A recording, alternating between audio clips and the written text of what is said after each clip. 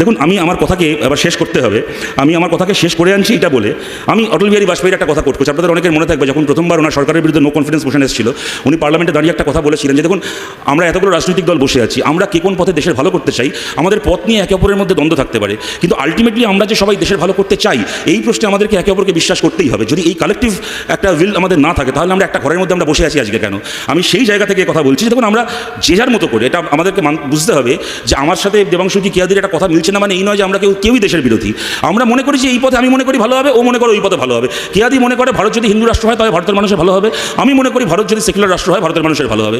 কিয়াদি মনে করে হিন্দুদেরকে ভারতে একত্রিত হয়ে ভোট দিতে হবে। হিন্দুরা কুম্ভমেলায় এক হতে পারবে না, কুম্ভমেলায় যারা গরিব হিন্দু তারা স্ট্যাম্পিড হয়ে মারা যাবে, আর আম্বানির ছেলেকে এরকম যেরকমভাবে ধোপা কাপড় কাছে এরকমভাবে জলে 5টা লোক মিলে চোবাবে।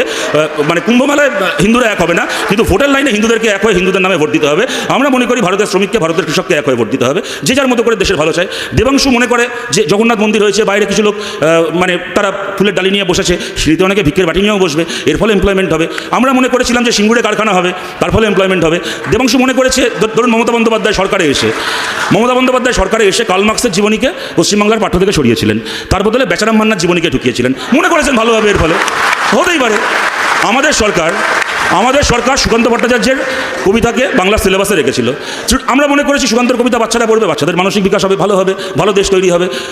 মমতা বন্দ্যোপাধ্যায় মনে করেছেন যে না, সুকান্ত ভট্টাচার্য বুদ্ধদেব ভট্টাচার্যের কাকা, সুতরাং তার কবিতা বললে বাচ্চারা বিগড়ে যাবে, তার থেকে অভিষেকের পিসির কবিতা পড়া ভালো।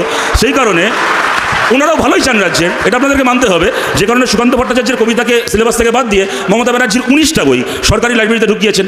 বাচ্চারা পড়ছে এখন, মা ডাকে হাম্বা, গরু ডাকে বুম্বা, হরে করো কম্বা, বাচ্চাদের ভালো হচ্ছে। সুতরাং এইটা বুঝতে হবে যে এটা আমাদের পথ আলাদা হতে পারে, কিন্তু আমাদের লক্ষ্য এক, আমরা সবাই ভালো করতে চাই।